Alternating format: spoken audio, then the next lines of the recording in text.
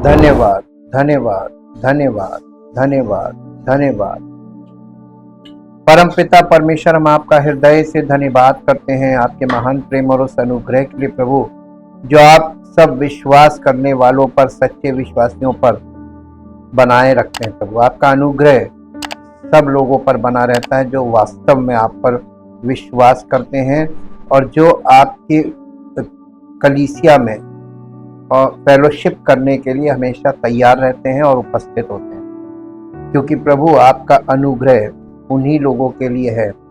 आप पर विश्वास करने वालों की पहचान भी यही है कि जब लोग आपके वचन के लिए समय समय पर उपस्थित होते हैं, क्योंकि प्रभु आपके वचन से प्रेम करना आपसे प्रेम करना और आपके वचन में मन लगाना आप में मन लगाना, ताकि प्रभु हम सब का जीवन आपकी महिमा में परिवर्तित होता जाए, हमारा स्वभाव यीशु मसीह के स्वभाव में परिवर्तित होता जाए और हम सब का जीवन आपकी इच्छा और योजना के अंतर्गत आपकी महिमा का कारण बने, ताकि सारी महिमा आपको मिले।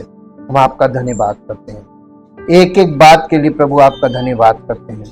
आज तक प्रभु आपने जीवन में हम लोगों को हर परिस्थिति में जयवंत किया है और हर बीमारी से चंगा किया है, क्योंकि आपका अनुग्रह हमारे जीवन में काम करता है।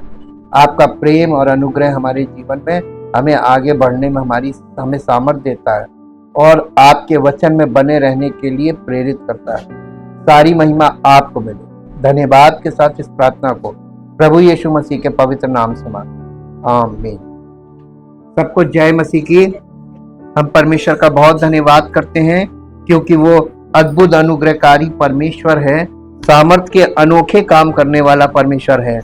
हम लोग अभी तक इस बात को देख रहे थे कि कैसे हम लोगों को परमेश्वर के वचन में जैसा लिखा है कि कल्पना का मतलब हम अपने अंदर किसी चीज को सुनकर और देखकर उसके बारे में क्या सोचते हैं।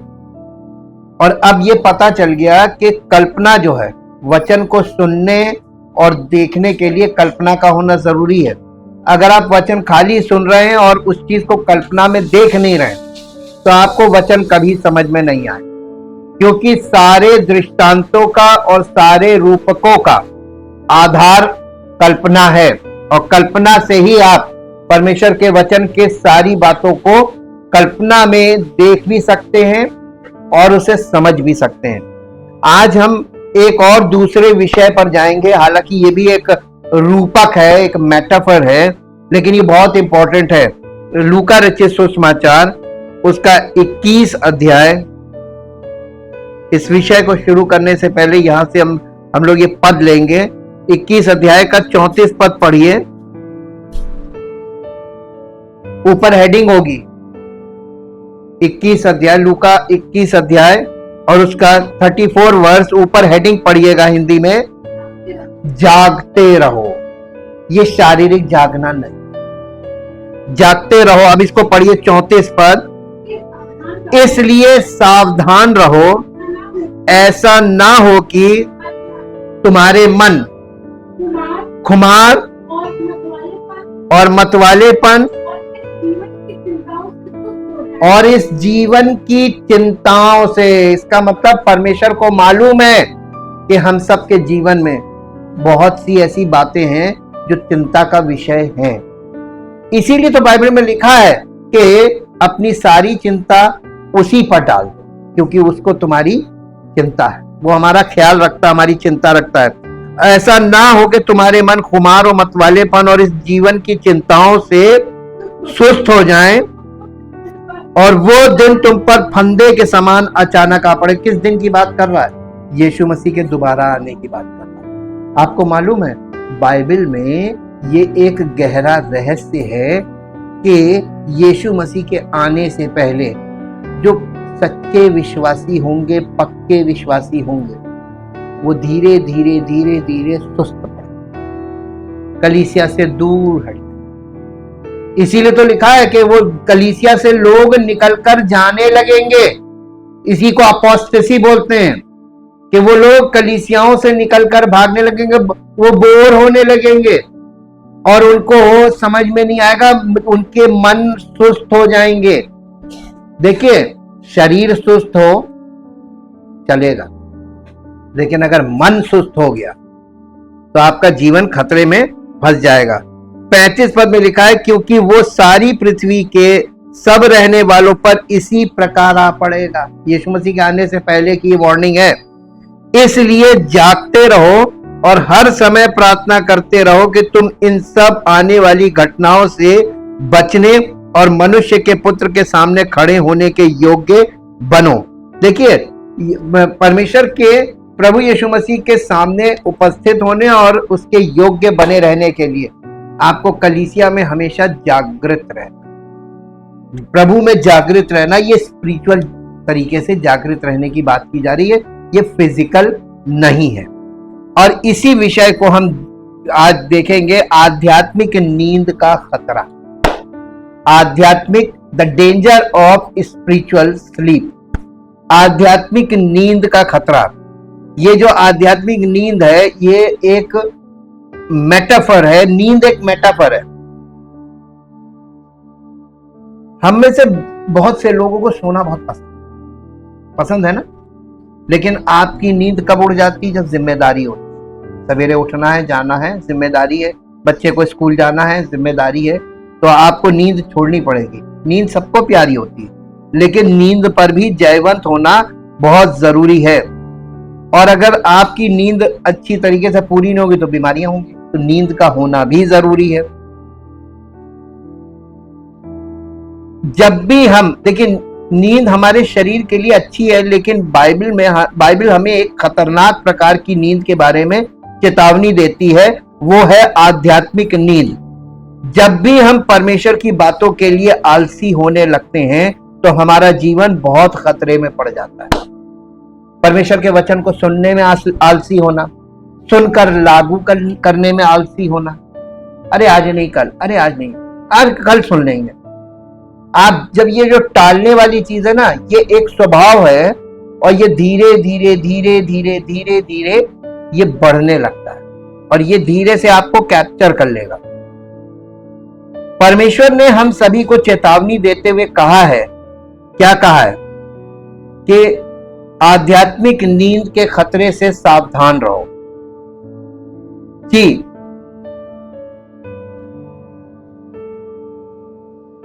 अपने हृदय से परमेश्वर की आग को ना बुझने दे। क्या आप परमेश्वर की बातों के लिए जाग रहे हैं या सो रहे हैं? परमेश्वर अपने हृदय से आग बुझने ना दे। आग क्या चीज है जिसे कह रहे बुझने ना दे? हैं? परमेश्वर का वचन आग है। और जब आप इस आग को बुझने देते हैं, कैसे? आप इससे सुनना धीरे धीरे कटने लगते हैं, फिर टालने लगते हैं, और फिर फेलोशिप से धीरे धीरे खसकने लगते हैं, और फिर धीरे से दूर होता है। ये आग से आपने बुझा दिया। परमेश्वर की उपस्थिति में आप जब हम और आप कलीसियाई तौर पर जमा होते हैं, ये हम आग यानी अंगारा बन जाते, भट्टी में आ गए और सब लहकने लगेंगे। एक पद पढ़िए जो आपको मिलेगा, भजन संहिता उसका 13 अध्याय और उसका 3 पद। भजन संहिता 13 अध्याय और उसका 3 पद। हे मेरे परमेश्वर यहोवा, मेरी ओर ध्यान दे। ये दाऊद बादशाह है जो इस तरीके की प्रार्थना कर रहा है। हे मेरे परमेश्वर यहोवा, मेरी ओर ध्यान दे और मुझे उत्तर दे। मेरी आंखों में ज्योति आने दे, नहीं तो मुझे मृत्यु की नींद आ जाएगी। देखिए, consider and answer me O lord my God, lighten the eyes of my faith to behold your face in the pitch like darkness, lest I sleep the sleep of death. यानी हमें अपनी ज्योति से हमारी आंखों को ज्योतिर्मय कर, of my faith to be behold, ताकि मैं विश्वास में बना रहूं। ये परमेश्वर का वचन हमें विश्वास में बने रहने के लिए प्रतिदिन जरूरी है। आप इससे दूरी बनाएंगे, आपका विश्वास जो है वो आग बुझी और विश्वास खत्म। विश्वास क्या है? परमेश्वर के वचन के द्वारा हमारे अंदर जो आग भड़काई जाती वही विश्वास है। और ये वचन से जो लोग दूर रहते हैं, हफ्ते भर दूर रहते, संडे को आते देखे बुझा कोयला, आप नहीं पहचानते, हम पहचान जाते। और जो लोग रोज आते हैं वो प्रज्वलित होते हैं। इसीलिए तो लोग अभी ये उनके अंदर वो सुस्ती और वो समस्याएं हैं जिनके कारण वो इन चीजों को नहीं समझ पाते हैं। दाऊद ने कहा, मुझे जिलाओ, मेरे हृदय में आग लगा दो, नहीं तो मैं मृत्यु की नींद सो जाऊंगा। बॉर्न अगेन का मतलब क्या है? वचन के सुनने से क्या होता है? विश्वास पैदा हो जाता है, हम जागृत हो जाते हैं आत्मिक तौर पर। विश्वास आत्मा का फल है, और विश्वास पैदा होने का मतलब आत्मिक रूप से जीवन आ जाना। आपके अंदर विश्वास पैदा हुआ, इसका मतलब बॉर्न अगेन। अब सरल हुआ? बॉर्न अगेन का मतलब विश्वास आपके, क्योंकि आत्मा का फल है ना विश्वास, विश्वास पैदा हो गया आत्मा में, इसका मतलब आप बॉर्न अगेन। यदि हम और आप जागते नहीं हैं तो आप धोखा खाएंगे और आपका आध्यात्मिक जीवन खतरे में। पहला तिमोथियस 4 अध्याय उसका पहला पद पढ़िए। पहला तिमोथियस 4 अध्याय उसका पहला पद यहां इस प्रकार से लिखा हुआ है,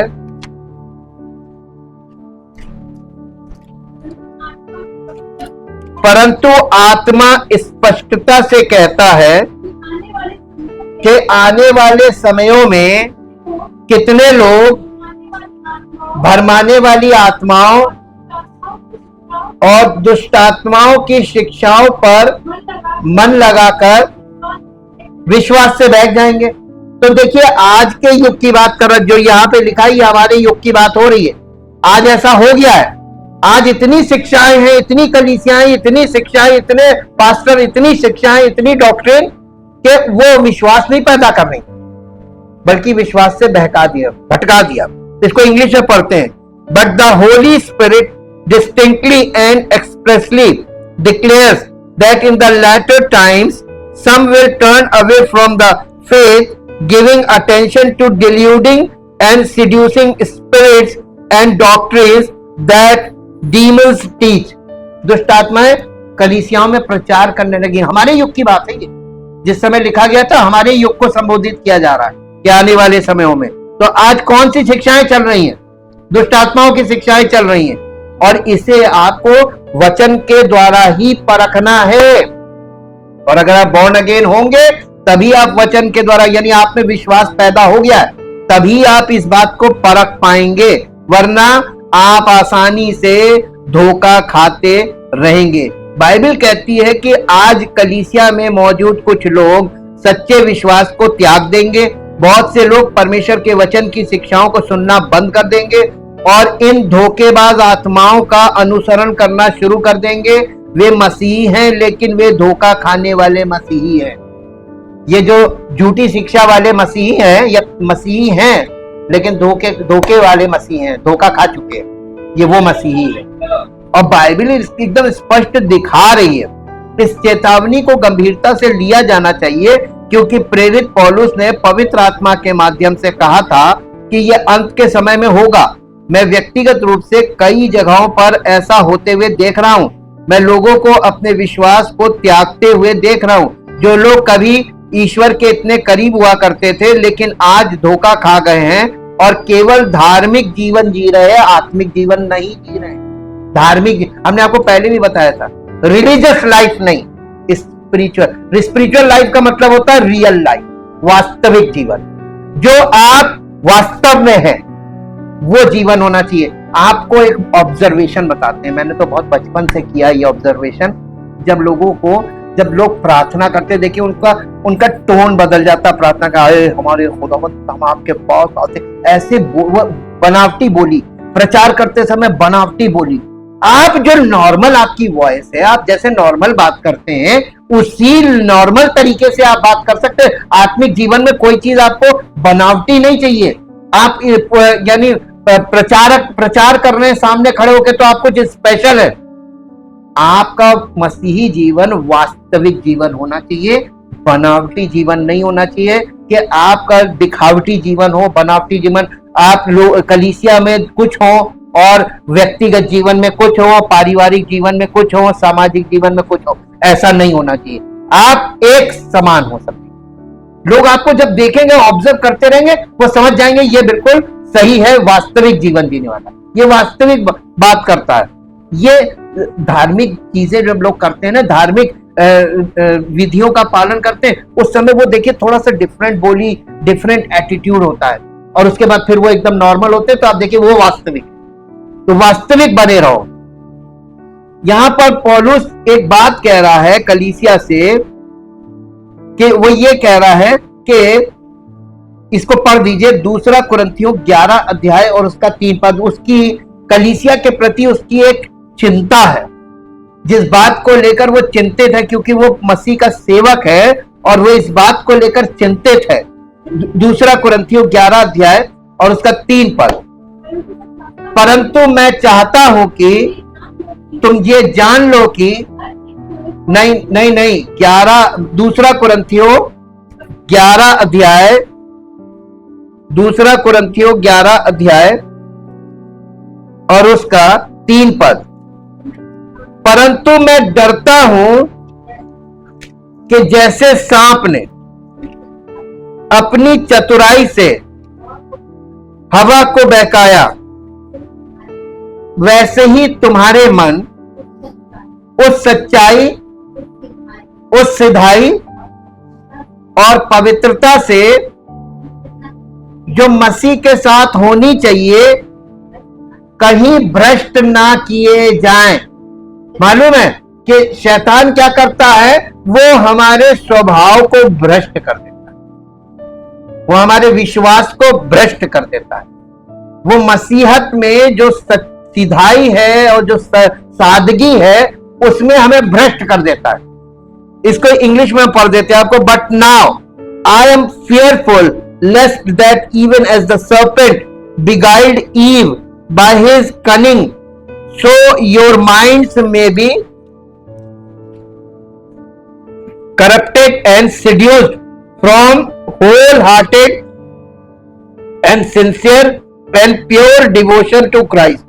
यानी जैसे कि वो परमेश्वर को पूरी तरीके से वो लोग एकदम समर्पित थे, लेकिन शैतान ने आके पता नहीं उसके मन की बातें करी, जिससे वो उसका मन जो है शैतान की बातों को ज्यादा एक्सेप्ट किया, और वो फल जिसे परमेश्वर ने मना किया था वो उसको देखने में अच्छा लगने लगा, खाने के लिए चाहने योग्य लगने लगा, और तीसरी बात है कि उसने उसको तोड़कर खा भी और अपने पति को खिलाया।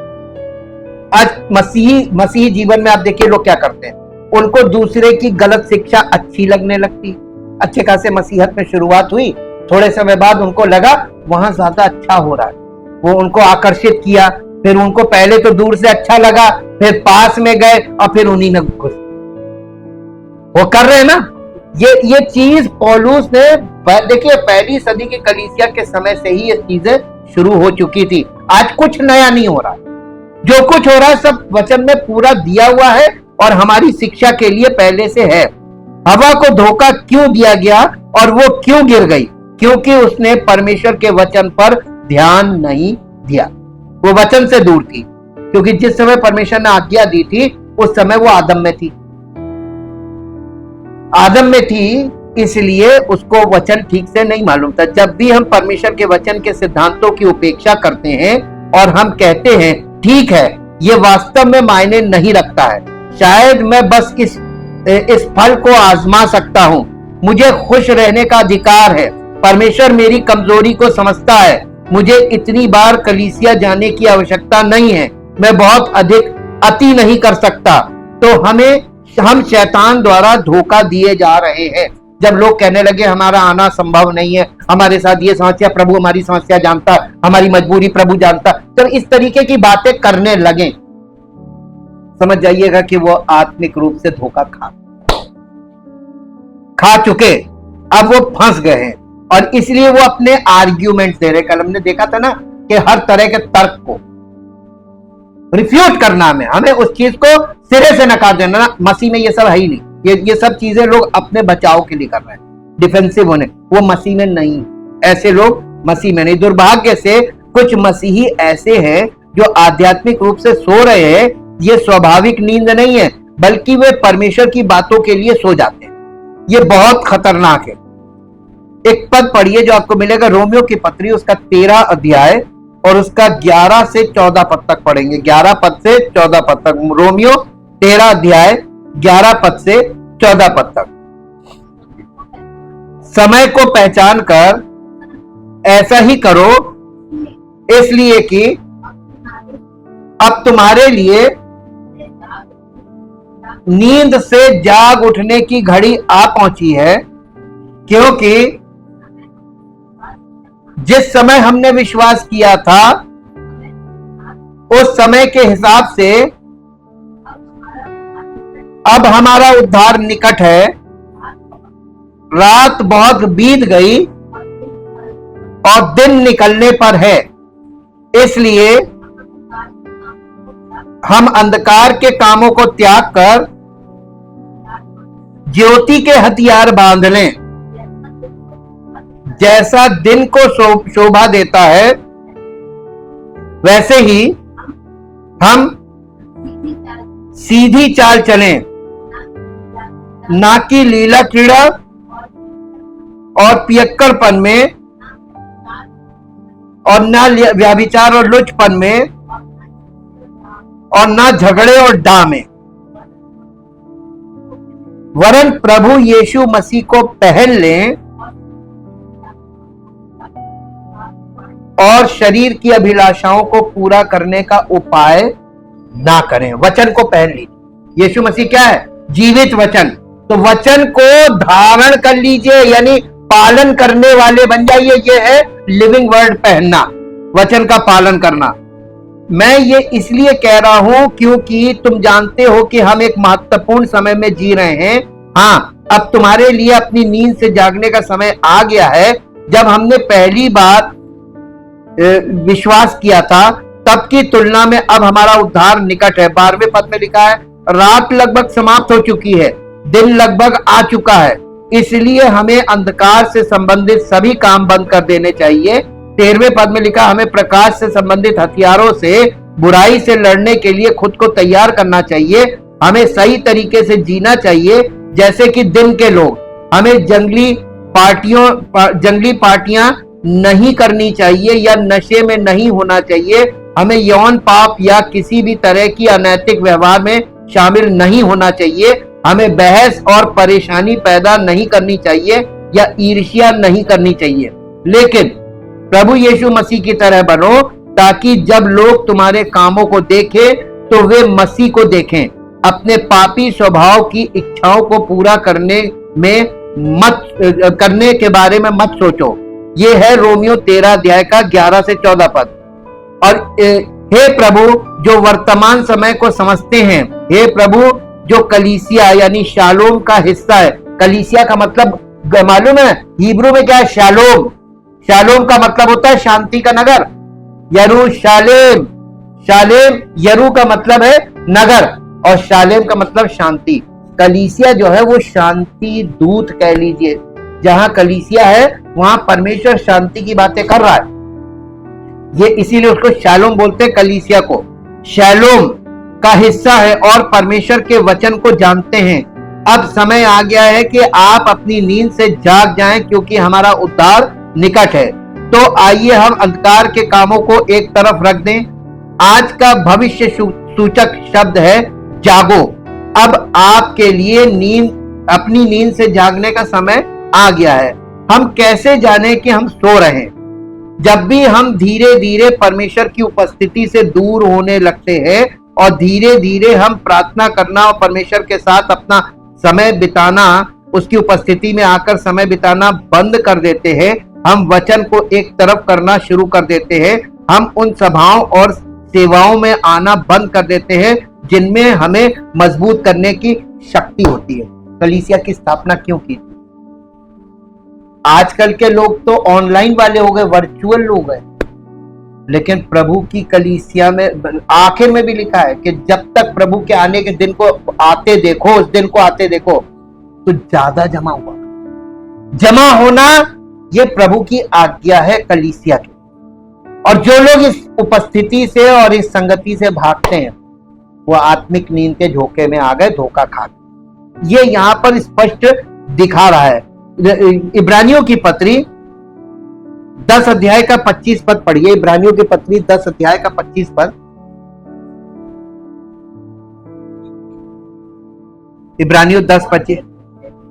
और एक दूसरे से मिलकर एक दूसरे के साथ इकट्ठा होना ना छोड़ो, जैसे कि कितनों की रीति है, पर एक दूसरे को समझाते रहें, और ज्यों ज्यों उस दिन को निकट आते देखो क्या किया करो, इकट्ठे हुआ करो। और आपस में वचन के लिए इकट्ठा होना बहुत जरूरी है। जब भी हम अपनी सेवाओं, अपनी प्रार्थना सभाओं, अपनी बाइबल स्टडी और के लिए वचन के पठन को यानी बाइबल स्टडी को त्याग देते हैं, हम फिर से अंधकार के कार्यों का अभ्यास करना शुरू कर देते हैं। व्यसन, मतभेद, ईर्ष्या, पाप के साथ छेड़खानी, झूठ, वचन के सिद्धांतों को तोड़ना,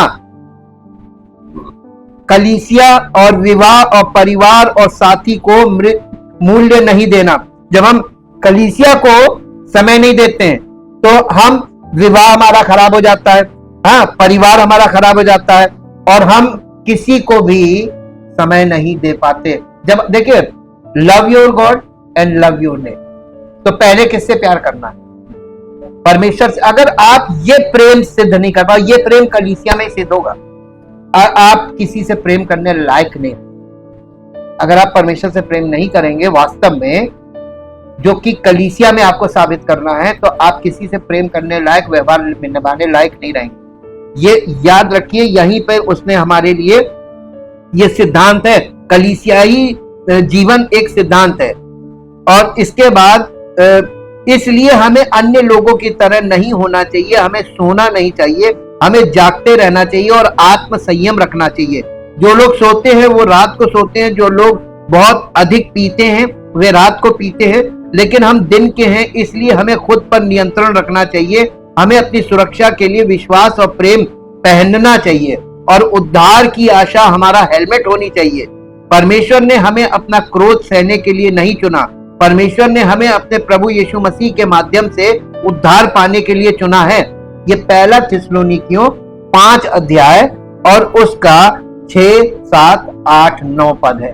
पढ़ दीजिए, पहला थिस्सलुनीकियों 5 अध्याय का 6 से 9 पद। इसलिए हम दूसरों के समान सोते ना रहे, पर जागते और सावधान रहें, क्योंकि जो सोते हैं वे रात ही को सोते हैं, और जो मतवाले होते हैं वो रात ही को मतवाले होते हैं। पर हम जो दिन के हैं, विश्वास और प्रेम की झिलम पहनकर और उद्धार की आशा का टोप पहनकर सावधान रहें, क्योंकि परमेश्वर ने हमें क्रोध के लिए नहीं, परंतु इसलिए ठहराया है कि हम अपने प्रभु यीशु मसीह के द्वारा उद्धार प्राप्त करें। वो हमारे लिए इस कारण मरा कि हम चाहे जागते हो चाहे सोते हो, सब मिलकर उसी के साथ जिए। उसके साथ जीने के लिए हमको कलीसिया में एकत्रित किया है। जागते रहना ईश्वर की सेवा ईमानदारी और लगन से करना है। ये ईश्वर के वचन की शिक्षाओं का पालन करना है। हमें जागते रहना चाहिए, जैसे कि जागते रहना स्टैंड बाय मोड में रहना, और ये नींद में ना रहने की बात करता है। हमें ईश्वर की बातों के प्रति पूरी तरह से जागते रहना है, वचन के लिए जागते रहना। आपको हमने याद है एक बार बताया था कि पुराने जमाने में जो सुलेमान का मंदिर हुआ करता था, मंदिर में रात को जिसकी ड्यूटी गार्ड ड्यूटी लगती थी, उसको एक विशेष वस्त्र मिलते थे, वो वस्त्र पहनता था और रात के कई पहर में उसे चेक किया जाता था कि वो सो तो नहीं रहा है। अगर वो सोता पाया जाता था तो उसके कपड़ों में आग लगा दी जाती। इसीलिए प्रकाशित वाक्य में कलीसिया के सेवक के लिए और कलीसियाओं के लोगों के लिए, कलीसिया के लोगों के लिए एक बात लिखी है कि जागते रहो और अपने वस्त्रों की चौकसी करना, क्योंकि हमारा प्रभु किसी भी समय आके चेक करे। वो किसी भी घड़ी आएगा, आपको अचानक आके, जैसे नहीं विजिलेंस छापा पड़ता है, ऐसे ही हम और आप आत्मिक जीवन में जांचे जाएंगे अचानक से। तो इसलिए बहुत सावधान रहकर हमें वचन को बहुत अच्छी तरीके से समझना है। हाँ, प्रकाश से सब कुछ स्पष्ट हो जाता है। इसलिए हम कहते हैं, हे सोए हुए लोगों जाग जाओ। इफिसियों की पत्री 5 अध्याय उसका 14 और 15 पद पढ़ दीजिए। इफिसियों की पत्री 5 अध्याय उसका 14 और 15 पद। जी, इस कारण वो कहता है, हे सोने वाले जाग और मुर्दों में से जी उठ, तो मसीह की ज्योति तुम पर चमकेगी। इसलिए ध्यान से देखो, अपने आप को देखो कि तुम कैसा जीवन व्यतीत कर रहे हो, तुम कैसी चाल चल रहे हो। अपने आप ध्यान से देखो कि कैसी चाल चलते हो। निर्बुद्धियों के समान नहीं, पर बुद्धिमानों के समान चलो। यीशु मसीह ने क्या कहा था? वो व्यक्ति बुद्धिमान है, वो व्यक्ति जो मेरी बातों को सुनता है और उसके अनुसार अपने जीवन में उन्हें लागू करता है, उसके अनुसार चलता है। वो उस बुद्धिमान मनुष्य के समान है जिसने अपना घर बनाते समय जो नींव है उसको गहरा खोदा। आपको मालूम है कि अगर आप बुद्धिमान हैं, कैसे पता चलेगा कि आप बुद्धिमान हैं? वचन के अनुसार। जब आप फाउंडेशन, यीशु मसीह ने क्या कहा था कि मैं चट्टान पर अपनी कलीसिया बनाऊंगा, है ना? चट्टान कौन है? मसीह। मसीह, और मसीह आपको मालूम कौन है? वचन। मसीह कौन है? वचन। तो वचन मसीह है, मसीह वचन है। और वचन की गहराई में जाना, क्योंकि चट्टान कहां होती है? तो कितने नीचे जाना होता है चट्टान के? 70, 80, 90 फुट नीचे। जब आप पानी के लिए ड्रिल करते हैं ना, कभी भी ड्रिलिंग कराइएगा, बोरिंग कराइएगा, तो आपको पता चलेगा कि कहीं 70 फीट, कहीं 80 फीट वो चट्टान मिलती है नीचे। जब उस चट्टान को तोड़ा जाता है, उसके नीचे पानी होता है। चट्टान के नीचे पानी का सोता होता है। तो ये याद रखिए कि चट्टान तक आप देख रहे हैं जितने मेगा स्ट्रक्चर्स बनते हैं, इसमें जो मशीनें ड्रिल करती हैं, वो चट्टान पे जाके उसी पर वो ढलाई करती हुए पिलर्स को लाती हैं। वो चट्टान पे टिकता है और इसीलिए वो मजबूत होता है। मेगा स्ट्रक्चर्स में कैसे साइंस कैसे काम कर रही? वचन के आधार पे काम कर रही साइंस, और हम लोग वचन को एकदम हल्के में लेते। वो चट्टान तक इतनी डेप्थ में जाना है आपको वचन, तब आपको आधार मिल जाएगा। तो पहले मसीह में, शिक्षा में गहराई में जाओ फाउंडेशन के लिए, ताकि जितनी ऊंचे तुम जा सकते हो फिर उतने ऊंचे जा सकते हो। अगर चट्टान फाउंडेशन सही है तभी ऊंचाई, हाइट मिलेगी, वरना हाइट नहीं मिलेगी। जागते रहना, ईश्वर की सेवा ईमानदारी से, लगन से करना। अब देखिए, हाँ, प्रकाश से सब कुछ स्पष्ट हो जाता है। इसलिए हम कहते हैं, हे सोए हुए लोगों जाग जाओ, मृत्यु से उठो, मसीह तुम पर चमकेगा। इसलिए बहुत सावधान रहो कि तुम कैसे जीते हो। बुद्धिमानी से जियो, मूर्खों की तरह नहीं। हमने अभी जो पढ़ा, बाइबल आध्यात्मिक नींद की इस अवस्था के बारे में बहुत कुछ कहती है और हमें मसीहों के रूप में चेतावनी देती है। जागो सोए हुए लोगों, मृतकों में से उठो। बाइबल ये बहुत स्पष्ट करती है कि हम सभी आध्यात्मिक रूप से सोए हुए लोग वास्तव में मरे हुए हैं और उन्हें मृतकों में से उठने की आवश्यकता है। आत्मिक मृत्यु की बात कर रही है। ये उन दासों के लिए अच्छा होगा। निकालिए लूका रचित सुसमाचार 12 अध्याय और उसका 37 पद पढ़िए। लूका 12 अध्याय उसका 37 पद, यहां इस प्रकार से लिखा हुआ है। लूका 12 अध्याय का 37 पद। धन्य है वे दास जिन्हें स्वामी आकर जागते पाए। मैं तुमसे सच कहता हूं, वो कमर बांधकर उन्हें भोजन करने को बैठाएगा और पास आकर कौन करेगा सेवा? प्रभु करेगा। जो उसके सेवक जागते जिन्हें पाएगा, प्रभु उनकी सेवा करेगा। ये कितनी बड़ी बात है। यीशु जागते रहने और सो ना जाने की बात करते हैं। हमें जागने की जरूरत है। जब वो बिना किसी चेतावनी के आए तो उसे सोते हुए ना पाए।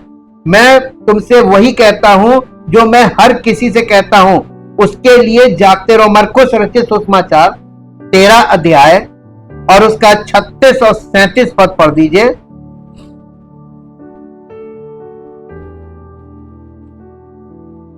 जी, 13 अध्याय का 36 और 37 मरकुस। ऐसा ना हो कि वो अचानक आकर तुम्हें सोते पाए, और जो मैं तुमसे कहता हूं वही सबसे कहता हूं, जागते रहो। देखो, बहुत से लोग सो रहे हैं और वे आश्चर्यचकित हो जाएंगे। कई लोग कहते हैं मैं जानता हूं कि पाप क्या है, मैं गलत नहीं हूं, लेकिन वे अपनी नींद से नहीं जागते। सो जाना कलीसिया छोड़ना नहीं है। आप कलीसिया में हो सकते हैं और साथ ही आध्यात्मिक रूप से सो भी सकते हैं। सो जाना कलीसिया छोड़ना ही नहीं है। इसका दूसरा एक मतलब आप कलीसिया में भी रहकर सो सकते हैं आत्मिक रूप से। आप कलीसिया में लेकिन आत्मिक रूप से सो रहे हैं, आप वचन में मन नहीं लगा रहे। एक पद पढ़िए जो आपको मिलेगा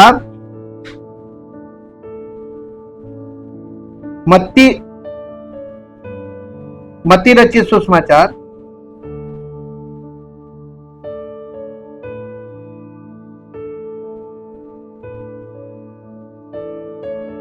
मत्ती रचित सुसमाचार 25 अध्याय,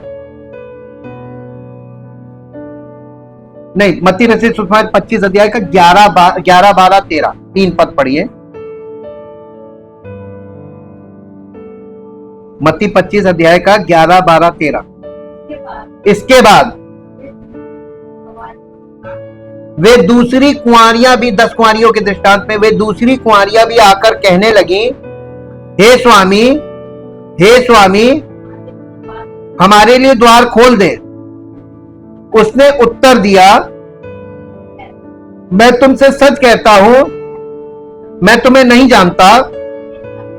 इसलिए तुम जागते रहो, क्योंकि तुम ना उस दिन को जानते हो और ना उस घड़ी को कि प्रभु कब आ जाएगा, अचानक आएगा। 10 कुंवारियों का दृष्टांत कलीसिया के बारे में बात करता है। जब दूल्हा आया तो उनमें से आधे के दियों में तेल नहीं था। आपका दीपक कैसा है मालूम है? मनुष्य की आत्मा यहोवा का दीपक है ना। आप वहां से बाइबल की मीनिंग लाएंगे तो आपको पता चलेगा क्या आपकी आत्मा सो रही है, क्या आपकी आत्मा प्रज्वलित है, जागृत है। आप प्रभु के साथ, जो प्रभु की संगति में रहता है उसके साथ एक आत्मा हो जाता है। वो होना है, ये फेलोशिप का ही है। जब हम सो रहे होते हैं तो हमारे दिए आसानी से बुझ सकते हैं। अपने दीपक को पूर्ण रूप से जलाए रखना पवित्र आत्मा से परिपूर्ण होने की बात करता है। यह परमेश्वर की उपस्थिति से भरा जीवन जीने की बात करता है। ये यीशु के साथ और उसकी देह में, उसके साथ मसीह की देह यानी कलीसिया के साथ रिश्ते में जीवन जीने की बात करता है। आप कलीसिया में कितने एक्टिव? आप अपनी ये शारीरिक देह से मसीह में नहीं हैं। आप मसीह की देह के द्वारा ही मसीह में माने जाएंगे। आज लोग कलीसिया का तिरस्कार करते हैं और वो अपने तरीके की कलीसिया ढूंढते हैं, जहां उनकी इच्छाएं, उनको फ्रीडम मिले, उनकी इच्छाएं पूरी हो, वो अपने मन से आए, अपने मन के अनुसार। जब ये सब चीजें आजकल चल रही हैं। उन्होंने कहा, हे प्रभु हमारे लिए द्वार खोल दे, लेकिन उसने उत्तर दिया, मैं आपको नहीं जानता, इसलिए तुम जागते रहो। 13वें पद में क्या लिखा है? इसलिए तुम जागते रहो और जागते रहो, जागते रहो, क्योंकि तुम नहीं जानते कि प्रभु किस दिन वापस आएंगे और ना ही वो समय जब तुम मरने वाले हो। यानी हमें हर समय जागते रहना है। प्रभु के आने का मतलब ये नहीं है कि हमारे जीवित रहते आए। तो हम किस दिन मर जाएंगे हमें ये थोड़ी ना मालूम। तो हमें जागृत रहना जीवन की आखिरी सांस तक, एक, और दूसरा प्रभु के आने तक। जो भी चीज हमारे निकट होगी वहां तक हमें इसको पूरा करना, जागृत रहने वाली इस विषय को ध्यान रखो कि वो तुम्हें सोते हुए ना पाले। समस्या ये है कि बहुत से लोग दृढ़ नहीं रहते। बहुत से लोग अच्छी शुरुआत करते हैं, वे परमेश्वर से प्रेम करते हैं, हर सेवा में कलीसिया में आते हैं, प्रार्थना सभाओं में भाग लेते हैं, उसके राज्य की सेवा करते हैं, पवित्रता में चलते हैं, अपने परिवार की देखभाल करते हैं और फिर परमेश्वर में बढ़ते हैं, लेकिन फिर वे नींद में डूबने लगते हैं और पाप करने लगते हैं। यानी धीरे धीरे धीरे धीरे ड्रिफ्ट होने लगते हैं, दूरी बनाने। निगरानी ना रखने से हम पाप के साथ छेड़खानी करने लगते हैं। जब हम निगरानी नहीं रखते तो हम पाप करना शुरू कर देते हैं। हम इस गलती के साथ जीते रहते हैं और हम खुद से कहते हैं मैं कलीसिया में हूं, प्रभु में हूं, प्रभु मेरे साथ है, मैंने पाप किया और मैं परमेश्वर ने मुझे नहीं मारा, वो मुझे आशीर्वाद भी दे। लोग ऐसी बातें करते कि नहीं करते कि देखिए मुझे तो बरकत मिल रही है, मुझे ये मिल रहा है, पता नहीं किस आधार पे बोल, ये कलीसिया में हो रहा है, ऐसी ऐसी बातें कर रहे हैं और ये उनका मन धोखा दे रहा है कि नहीं? क्या? इसीलिए बाइबल में लिखा है ना, तुम्हारा दिल धोखेबाज है। हालांकि बाइबल कहती है सोए हुए मनुष्य जाग जा। आइए अब एक ऐसे व्यक्ति के जीवन के बारे में जो पाप के साथ खेलता रहा और जागता नहीं रहा और वो सो गया। एक ये पद निकाल लीजिए जो आपको मिलेगा, न्यायों की पुस्तक 16 अध्याय, न्यायों की पुस्तक 16 अध्याय और उसका 18 से 21 पद तक। न्यायों 16 अध्याय 18 से 21। ये देखकर कि उसने अपना मन का सारा भेद मुझसे कह दिया है, दलीला ने फलिश्तियों के सरदारों के पास कहला भेजा, अब की बार फिर आओ, क्योंकि उसने अपने मन का सब भेद मुझे बता दिया है। तब फलिश्तियों के सरदार हाथ में रुपया लिए हुए उसके पास गए, हाँ, और तब उसने उसको अपने घुटनों पर सुला रखा था और एक मनुष्य बुलवाकर उसके सिर की 7 लटें मुड़वा डाली और वो उसको दबाने लगी और वो निर्बल हो गया। तब उसने कहा, हे शिमशोन, फलिश्ती तेरी घात में है। तब वो चौंक कर सोचने लगा, मैं पहले के समान बाहर जाकर झटकूंगा। वो तो ना जानता था कि यहोवा उसके पास से चला गया है। तब फलिश्तियों ने उसको पकड़कर उसकी आंखें फोड़ डाली और उसे गाजा को ले जाके पीतल की बेड़ियों से जकड़ दिया और वो बंदी गृह में चक्की पीसने लगा। उसके सिर के बाल मुड़ जाने के बाद फिर बढ़ने लगे। अब देखिए ये वाली एक कहानी है, सैमसन और दलीला की कहानी, बहुत फेमस कहानी है। इसकी मूवी भी आपको मिल जाएगी। इसमें आत्मिक बात क्या है मालूम है कि वो ये जो दलीला है ये संसार की आत्मा, और जो ये सैमसन है ये परमेश्वर का अभिषिक्त जन है, परमेश्वर की आत्मा के द्वारा अभिषेक पाया हुआ व्यक्ति।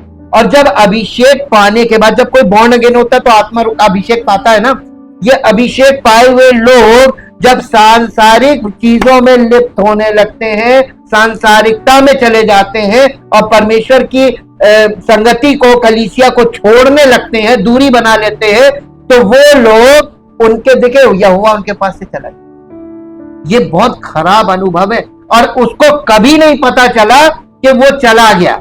ऐसे ही होगा, बाइबल यही दिखा रही है कि आपको तो कभी पता भी नहीं चलेगा कि वो चला गया, उसका अभिषेक चला गया, उसकी उपस्थिति चली गई। आप धोखा खाते रहेंगे, मैं तो मसीह में हूं, मैं तो प्रभु में, मैं ये हूं, मैं प्रार्थना करता हूं, मैं बाइबल पढ़ता हूं, लेकिन आपने उस फेलोशिप को छोड़ दिया और दलीला की गोद में बैठ गए, यानी संसारिक जीवन में चले गए। यहाँ पे इस बात को दिखाया गया, शिमशोन का अभिषेक किया गया था और वो जन्म से ही पवित्र था। उसे बुलाया था परमेश्वर ने, उसके जीवन के लिए एक उद्देश्य रखा था, लेकिन वो ये सब खोने में कामयाब रहा। उसे अलग तरीके से जीना था, अलग तरह से खाना था, अपने ही लोगों के बीच विवाह करना था, लेकिन वो भटक गया। जैसे शिमशोन सो गया था, वैसे ही बहुत से लोग पाप के साथ खेल रहे हैं और अपने जीवन के अंत में सब कुछ खो सकते हैं। वो अपनी नींद से जागा और सोचा, मैं पहले की तरह बाहर जाऊंगा और खुद को मुक्त करूंगा, परंतु वो ना जानता था कि यहोवा ने उसे छोड़ दिया है। न्यायों 16 अध्याय का 20 पद पढ़िए। 20 पद में लिखा है कि उसको पता नहीं चला कि प्रभु ने उसको कब छोड़ दिया। जी 20 पद, 16 का 20। तब उसने कहा, हे शिमशोन, पलिश्ती तेरी घात में है। तब वो चौंक कर सोचने लगा, मैं पहले, इससे पहले आप पढ़ेंगे ना तो ऐसे 3 बार वो कर चुका था, ऐसे झटका मारता था और उसका बल वापस आ जाता, ऐसा कर चुका था। ये उसने आखिरी बार था जब उसका बल चला गया, क्योंकि उसका बल उसके बालों में था, उसके बाल मुड़वा दिए थे। और ये अभिषेक का नजीर लोगों के उस तरह नहीं फेरा जाना था।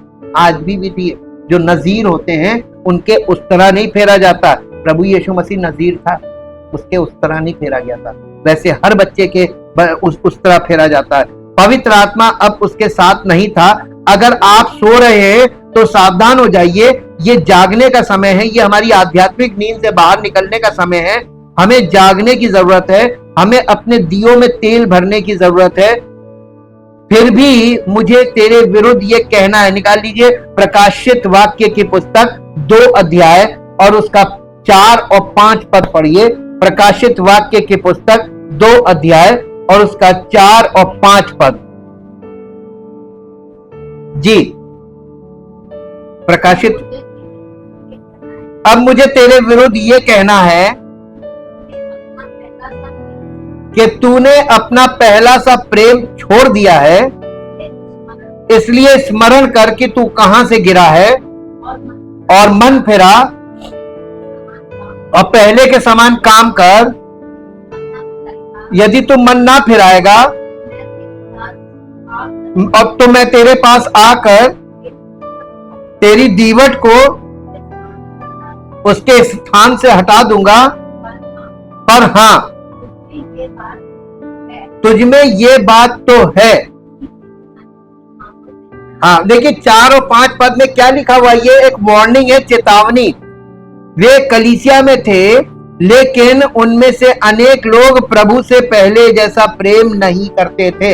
ये इफिसुस की कलीसिया है, पहली कलीसिया, जिसमें कलीसिया में लोग थे, लेकिन वो अब पर प्रभु से प्रेम नहीं करते थे। वो अपने आप को इतना सुपर बिलीवर मानते थे, लेकिन उन्होंने प्रेम छोड़ दिया था। प्रभु से प्रेम करना, प्रभु से प्रेम करना, वचन से प्रेम करना, उनका मन वचन से हट गया था। अब वो पहले से ज्यादा सशक्त हो गए थे। अब उनको लगने लगा हम कामयाब हैं। हमें अपने पहले प्रेम की ओर लौटने की आवश्यकता है। हमें यीशु की उपस्थिति से प्रेम करने की ओर लौटने की आवश्यकता है। परमेश्वर आपसे कहता है, मैं तुमसे प्रेम करता हूं, परंतु तुमने अपने पहले वाले प्रेम को त्याग दिया है। पहले वाला प्रेम का मतलब कलीसिया में उपस्थित होना समय पर और प्रभु के लोगों से मिलना। विचार करें कि आप कितना नीचे गिर गए हैं। अभी से प्रार्थना करना शुरू करें और विचार करें कि आप कितना नीचे गिर गए हैं। आप कब से नीचे गिरना शुरू हुए थे। पश्चाताप करें। आपको रोने और खुद को नम्र करने की आवश्यकता है। वही काम करो जो तुमने पहले किया था। सिर्फ प्रार्थना करने से फायदा नहीं है, हमें वापस वहीं जाना होगा जहां हम थे।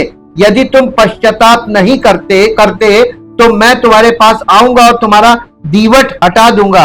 हमें हमेशा परिणाम भुगतने पड़ते हैं। परमेश्वर पश्चाताप चाहता है। पश्चाताप जीवन शैली और दृष्टिकोण में बदलाव है। यदि तुम सच में पश्चाताप करते हो तो तुम वही वापस चले जाते हो जहां तुम गिरे थे, और तुम परमेश्वर और अन्य लोगों के साथ संबंधों को सुधार लेते हो। कुछ लोग परमेश्वर के कार्य के लिए, अपने बुलावे के लिए सो रहे हैं। पश्चाताप करो, वापस लौट आओ।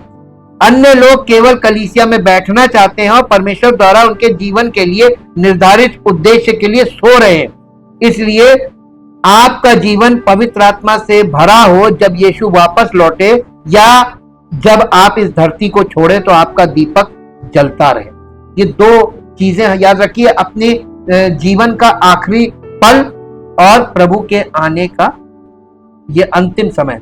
तो प्रभु आएगा और हो सकता उससे पहले हम आखिरी सांस लें, हमारे आखिरी सांस लेने तक हमारे दीपक जलते रहे। प्रभु आपको आपके मन की अगुवाई करे अपने वचनों के द्वारा, आपको वचन का प्रकाश मिले। जब हम ये कहते हैं वचन का प्रकाश मिले, इसका मतलब है कि आप परमेश्वर के इन प्रतीकों को कल्पना से खोले अपने अंदर, और आप समझेंगे कि हाँ, प्रभु कितनी सटीक बात कह रहा है। प्रभु आपके वचन, आपके अपने वचन के द्वारा आप चाहता है कि आप वचन सुनकर उनकी कल्पना करें, ताकि आपकी आत्मा में उसका दीपक जल जाए, उसकी ज्योति जल जाए।